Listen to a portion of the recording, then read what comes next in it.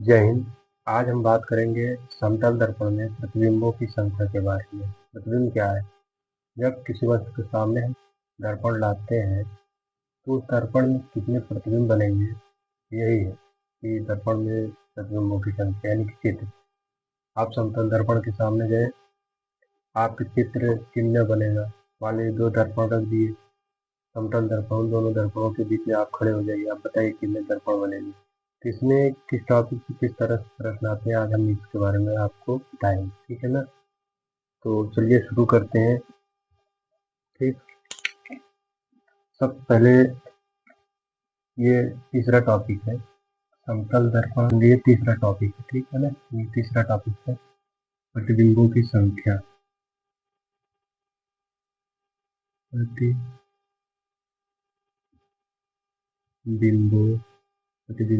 की संख्या।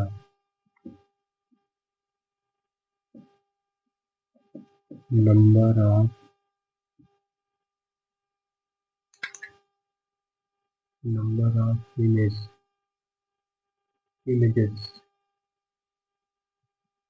ठीक है ना। यानी कितने प्रतिबिंब क्या बने। देखिए इसमें सीधा फार्मूला लगाते हैं प्रतिबिंब की संख्या ज्ञात करने के लिए। क्या फार्मूला है? तो फार्मूला होता है n बराबर 360 डिग्री बटे थीटा। ठीक, यही फार्मूला है। इसमें यही सूत्र याद कर लीजिए, कोई प्रश्न हो कितने प्रतिबिंब बनेंगे आपको पता चल जाए, लेकिन कुछ कंडीशन है।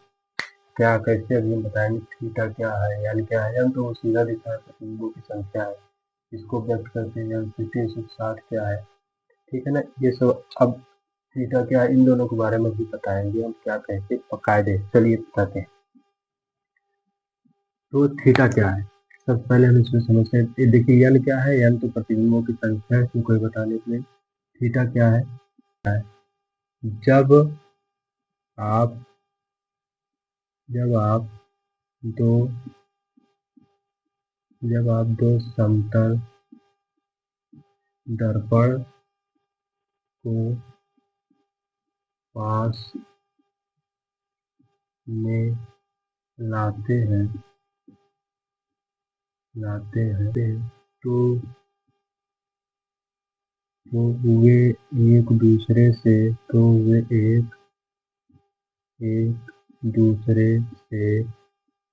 एक दूसरे से जिस कोण या झुकाव पर मिलते हैं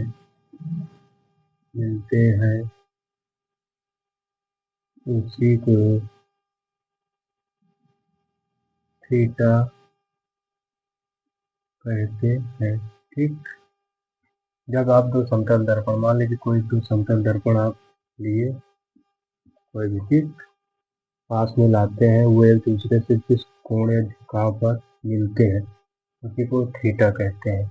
मान लीजिए आप इन दो समतल दर्पणों को ऐसे तिरछा किए, ऐसे मिलाए, ठीक, तो जिस झुकाव पे मिले उसे क्या कहते हैं? थीटा यानी कोण। ठीक, अब आप किस एंगल से कैसे ला रहे हैं ये मैटर करता है दर्पण और आप मिलाने। ठीक,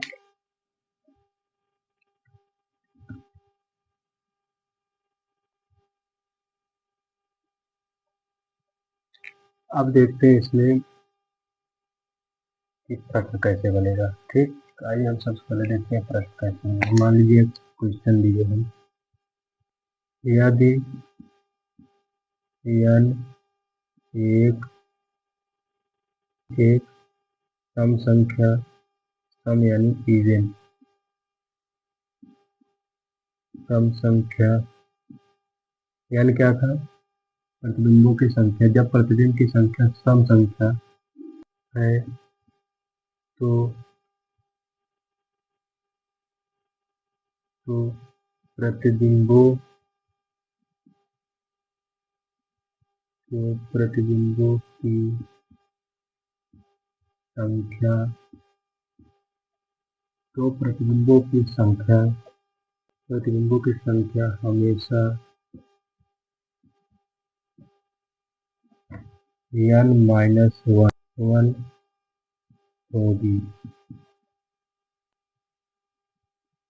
ठीक, यदि n एक सम संख्या है तो प्रतिबिंबों की संख्या हमेशा n-1 होगी, और ये वस्तु कहीं भी आ सकती है। ठीक है ना, तो इसमें लिख दो चाहे जहाँ भी वस्तु रखी।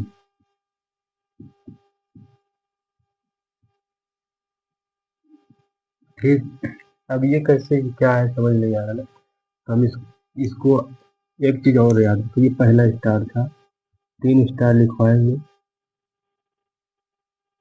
ठीक,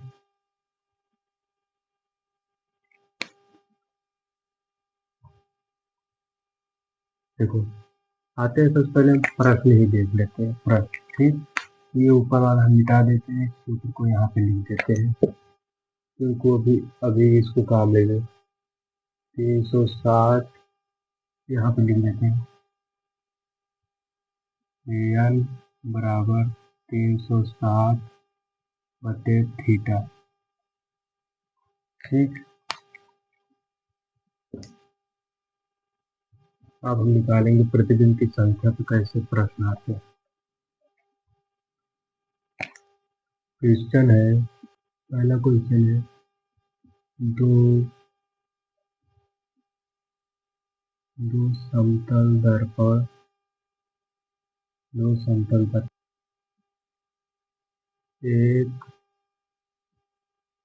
एक दूसरे से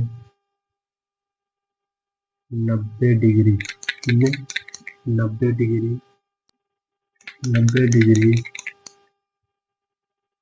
के कोण पर रखे हैं, उनके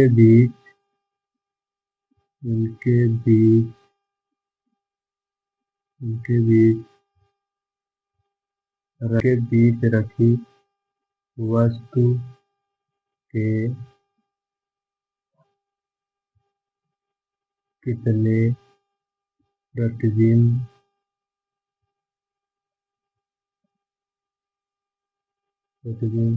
बनेंगे।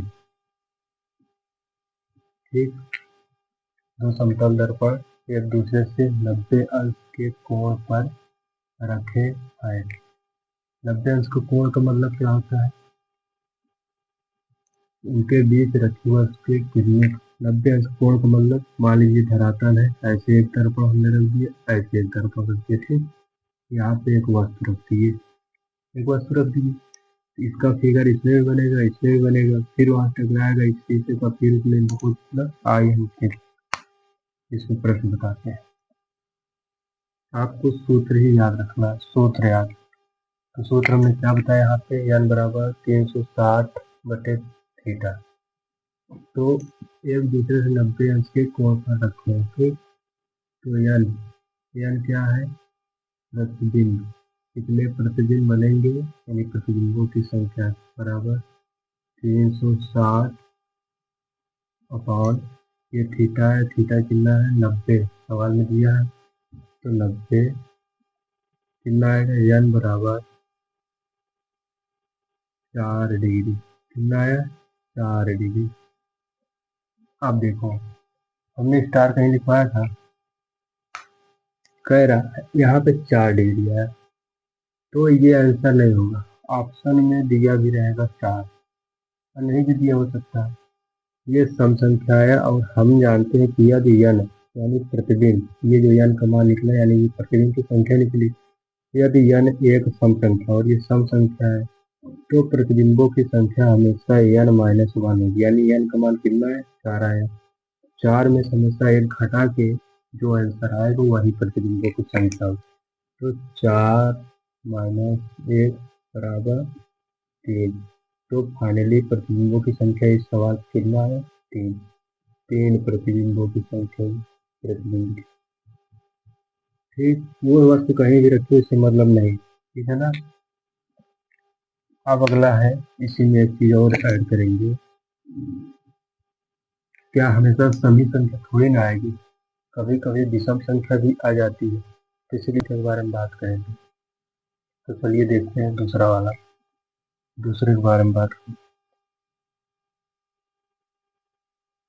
इसमें एक पॉइंट है, यदि n एक विषम और संख्या है, जैसे यहाँ पे हमने ये सवाल किया तो सम संख्या है, यानी n प्रतिबिंब। सम संख्या आने पर हम क्या करते हैं, एक में घटाते हैं। लेकिन अब अगर कोई सवाल आएगा, जरूरी नहीं हमें चाहिए, उसमें सवाल आएगा यानी प्रतिबिंब की संख्या आएगी विषम संख्या, तो विषम संख्या आने पर क्या करेंगे, तो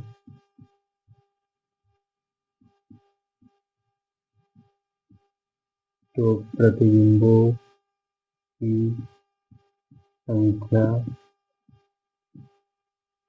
संख्या संख्या हमेशा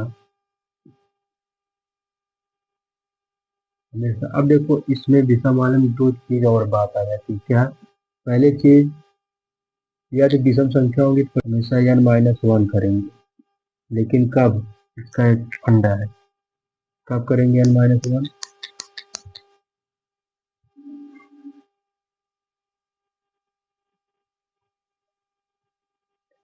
कब करेंगे, यदि वस्तु बीचों बीच रखी हो, बीचों बीच हो, बीचों बीच का मतलब इसको इंग्लिश में कहते हैं सिमेट्री, सिमेट्री,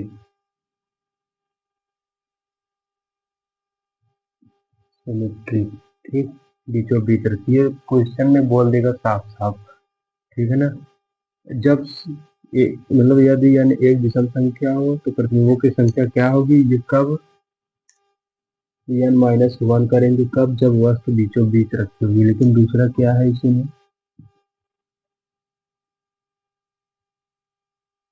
अब क्या है, यदि वस्तु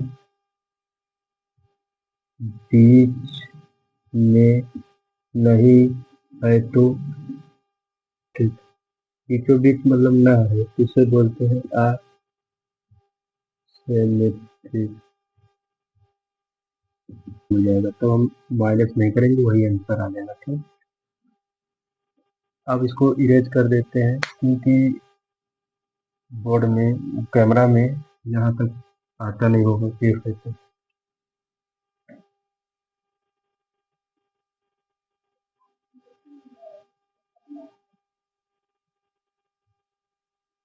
सॉरी, हमने कैमरा पे ध्यान नहीं दिया, ये प्रश्न शायद ऊपर जो लिखा है वो कैमरा में नहीं आया, एक बार और बोल दे रहे हैं। दो समतल दर्पण एक दूसरे से 90 डिग्री के कोण पर रखे हैं, उनके बीच रखी वस्तु के कितने प्रतिबिंब बनेंगे, तो बोल दिए है, तो आप लोग लिख लीजिएगा।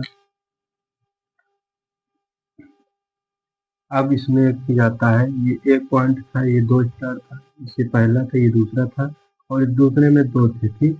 अब एक, दो, तीसरा क्या होगा, तीसरे में एक रूल क्या होगा, तीसरे में कभी कभी n का मान दशमलव में आ जाएगा, तब हम क्या करेंगे, तो आप कुछ मत करिए, यदि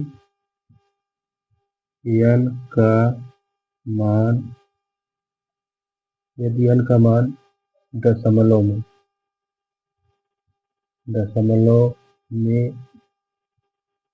आ जाए तो मान लीजिए दशमलव मतलब इसे 5.2 है या 5.6 है, ये सब पूर्णांक संख्या है। पूर्णांक मतलब मान लीजिए 9.7 है, पूर्णांक मतलब ये आगे वाली संख्या हम लेंगे, ठीक है ना, ये आगे वाली संख्या जो पूरी, पूर्णांक मतलब पूरी पूरी संख्या जो हो 9 जैसे 5 ये सब है, ठीक। तो हम इससे हम क्या लेंगे, n का मान, जैसे मान लीजिए आप प्रतिबिंब निकाले 3 निकाले, ठीक, तो 3 ही आंसर हो जाएगा। लेकिन मान लीजिए 3.2 निकाले आप, तो क्या होगा, ये हो जाएगा। लेकिन कब, जब n का मान दशमलव में हो तब, ठीक है ना। तो अब आइए प्रश्न हम बात करते हैं प्रश्न के बारे में।